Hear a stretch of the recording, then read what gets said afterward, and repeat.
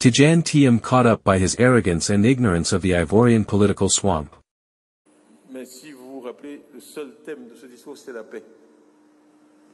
If you remember, the only theme of that speech was peace. I only talked about peace. I talked about the damage that violence and conflict do.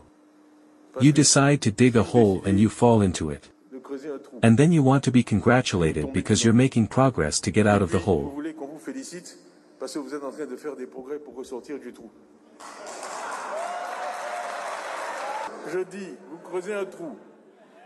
You dig a hole yourselves, you fall into the hole and then you're making progress to get out of the hole, and you want to be congratulated.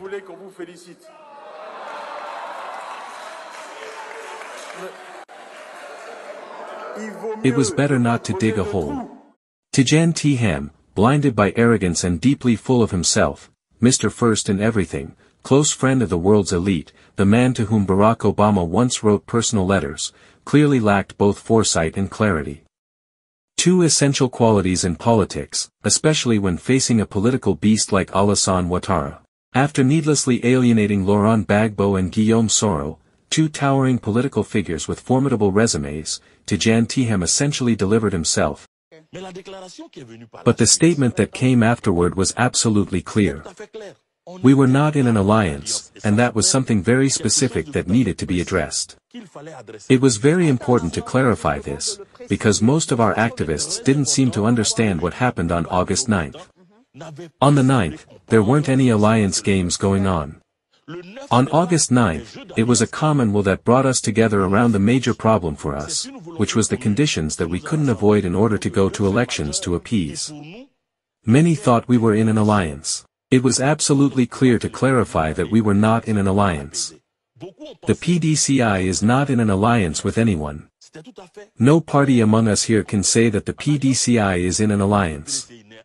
The fact that we mentioned that our support for Mr. Kando was not synonymous with an alliance with the GPS was worth its weight in gold, because things needed to be clarified. We are a responsible political party. Not everyone can be 79 years old. We know how we are organized internally. Things needed to be clarified. Worse still, Tidjane Thiam has made a string of critical errors. After renouncing his French nationality without first securing his Ivorian citizenship, he now finds himself in a precarious legal situation. He is stateless, unless he holds another nationality unknown to the public. According to recent whispers, he is reportedly planning to marry his partner, Marie Sohazic Geoffroy, a banker and graduate of HEC Paris, in hopes of acquiring a European residence permit, since she is a French citizen. That golden document would allow him to reside legally in European capitals, facilitate his travel, and bypass the often burdensome visa procedures. How could Tidjane Thiam be so naive as to think he could strike a deal with Alassane Ouattara, with whom he had exchanged flattering remarks? President Thiam, whom I know, is the elected president of the PDCI-RDA, and I believe he will contribute a great deal to his party. We discussed our vision for the country. We want to ensure that this country continues in peace, and that things are carried out in accordance with our shared vision of democracy and peace for Côte d'Ivoire. I came to pay my respects to the president, but also to greet him as an older brother. He has always been there for me, as he said. We have known each other for years, and I have once again sought his advice and opinions for the task entrusted to me at the head of a party where he himself was, as he just recalled, the number 2. The common philosophy of President Ouattara, President Houphouët-Boigny, and President Beatty is peace and dialogue in this country.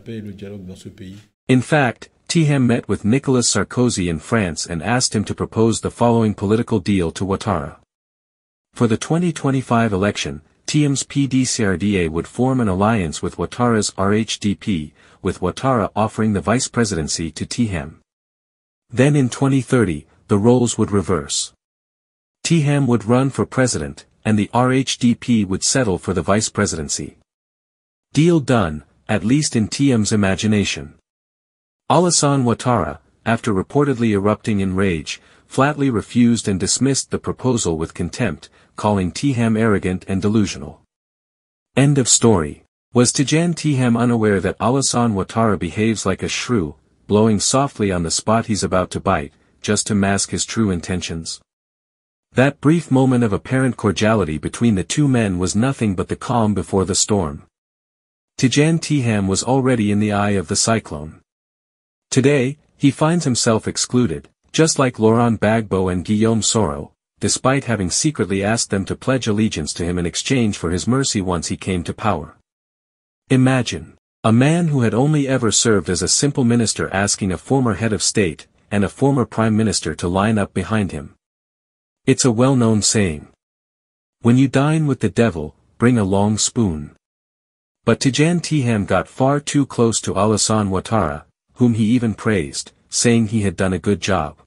How can one applaud their opponent's leadership and then claim to replace him? That's nothing short of naivety.